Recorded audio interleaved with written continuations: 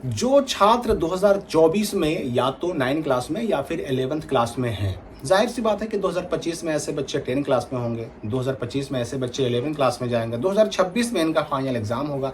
अभी ऐसे बच्चों के लिए उनके अपने स्कूल कॉलेज में कुछ हो रहा है कि नहीं हो रहा, कोई काम, कोई एकेडमिक चीज़ें, कोई एक्टिविटी ऐसी कुछ हो रही है कि नहीं।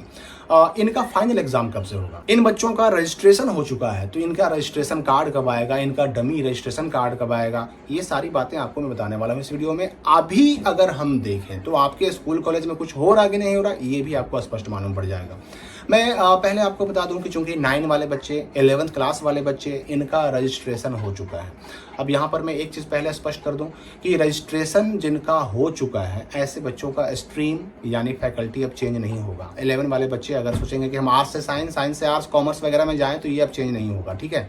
स्पॉट एडमिशन का डेट की अगर हम बात करें तो स्पॉट एडमिशन का डेट एक बार और आने के चांसेस हैं, एक बार और स्पॉट एडमिशन का डेट आ सकता है, लेकिन ये कब आएगा ये पूरी तरह से बिहार बोर्ड के ऊपर डिपेंड करता है। क्योंकि 9 क्लास वालों का भी रजिस्ट्रेशन हो चुका है, 11th क्लास वालों का भी रजिस्ट्रेशन हो चुका है, तो ऐसे बच्चों का रजिस्ट्रेशन कार्ड भी आएगा। क्योंकि जिनका रजिस्ट्रेशन हो जाता है उनका आता है रजिस्ट्रेशन कार्ड, और रजिस्ट्रेशन कार्ड से पहले आता है डमी रजिस्ट्रेशन कार्ड। तो इसकी बात हम आगे करेंगे। पहले मैं आपको बता दूं कि अभी आपके स्कूल में, कॉलेज में आपके लिए कुछ हो रहा है कि नहीं हो रहा है। तो देखिए, अभी फिलहाल 10 और 12 के लिए सारी चीजें चल रही हैं, 9 और 11th के लिए बस मंथली एग्जाम चल रहे हैं, और जैसे जैसे मंथली एग्जाम आते रहता है मैं आपको उसकी सूचना देता हूं, आपको रूटीन डाउनलोड करने का लिंक वगैरह मिलता है, तो आपके मंथली एग्जाम तो होते रहेंगे, ठीक है। अभी इसके अलावा आपके स्कूल कॉलेज में 9 और 11 क्लास के लिए फिलहाल और कोई काम नहीं हो रहा है। मंथली एग्जाम जैसे हो रहा था वैसे होता रहेगा, हाँ, लेकिन आपके फाइनल एग्जाम होंगे, वार्षिक परीक्षा, आपका जो एनुअल एग्जाम है, 9th annual exam, 11th class का एनुअल एग्जाम, ये होगा। लेकिन होगा कब?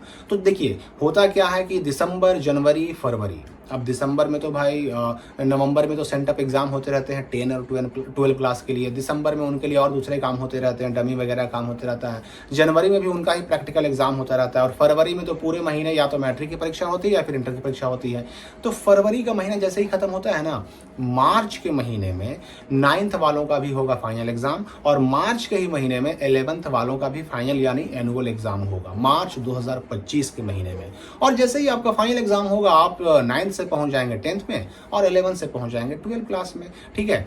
अब यहां पर मैं बता दूं कि जो आपका फाइनल एग्जाम या एनुअल एग्जाम जो होगा 9 और 11 क्लास का, ये आपके अपने ही स्कूल में होगा, इसका सेंटर कहीं नहीं जाता, इसका एडमिट कार्ड नहीं मिलता, हाँ रिजल्ट बनता है, क्वेश्चन, कॉपी, जितनी चीज़ें हैं सब बिहार बोर्ड ही भेजता है, क्वेश्चन वगैरह सब कुछ बिहार बोर्ड ही भेजता है, एग्जाम भी आपके अपने ही स्कूल में होगा, लेकिन एडमिट कार्ड नहीं आता है। एग्जाम होने के बाद रिजल्ट बनाया जाता है, रिजल्ट बना करके उसकी एक कॉपी जो है ना बिहार बोर्ड को भी भेजी जाती है। 9 क्लास के भी रिजल्ट की और 11 क्लास के भी एनुअल एग्जाम के रिजल्ट की कॉपी बिहार बोर्ड को भेजी जाती है।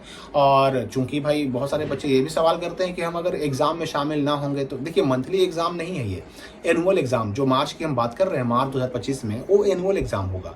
और मंथली एग्जाम में आप शामिल अगर नहीं भी होते थे और प्रॉब्लम नहीं भी होता था, तो उस चीज़ को आप जो है एनुअल एग्ज़ाम के बारे में मत सोचें, क्योंकि एनुअल एग्ज़ाम में बहुत सारे स्कूलों, कॉलेजों में ऐसा देखा गया है कि जो बच्चे एनुअल एग्ज़ाम नहीं देते हैं उनको अगले क्लास में प्रमोट नहीं किया जाता। अगले क्लास यानी 9 वालों को 10 में नहीं भेजा जाता है, 11 वालों को 12 क्लास में नहीं भेजा जाता है। तो ये चीज़ें आपको समझनी होंगी, अपने स्कूल से मिल करके इस पर और क्लैरिफिकेशन लेना होगा। अब हम बात करते हैं कि इनका जो रजिस्ट्रेशन हो चुका है, 9th वालों का भी हो गया, 11 वालों का भी हो गया, तो रजिस्ट्रेशन तो आपका हो गया। अब रजिस्ट्रेशन कराए हुए बच्चों का आता है रजिस्ट्रेशन कार्ड, लेकिन रजिस्ट्रेशन कार्ड आने से पहले आता है डमी रजिस्ट्रेशन कार्ड। तो ये जो डमी रजिस्ट्रेशन कार्ड है, या तो जून 2025 या फिर जुलाई 2025 में आपका आ जाएगा। और डमी रजिस्ट्रेशन कार्ड का जो आने का मकसद होता है वो यही होता है कि जो आपने रजिस्ट्रेशन फॉर्म में भर करके डिटेल अपना स्कूल कॉलेज में जमा किया, वो सारी डिटेल आपके सही सही छप के आए हैं कि नहीं, उन चीज़ों को मिलाना, उन चीज़ों को देखना, उन चीज़ों को इस रूप में देखना कि भाई कहीं हमारी कोई गलती डिटेल में तो नहीं ना है।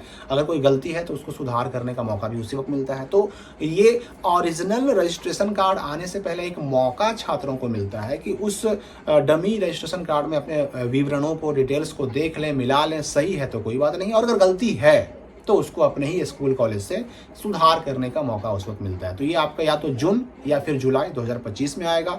और जिसका डमी आ गया मतलब समझिए कि उसका रजिस्ट्रेशन हो गया, जिसका डमी नहीं आया मतलब समझिए कि उसका रजिस्ट्रेशन नहीं हुआ।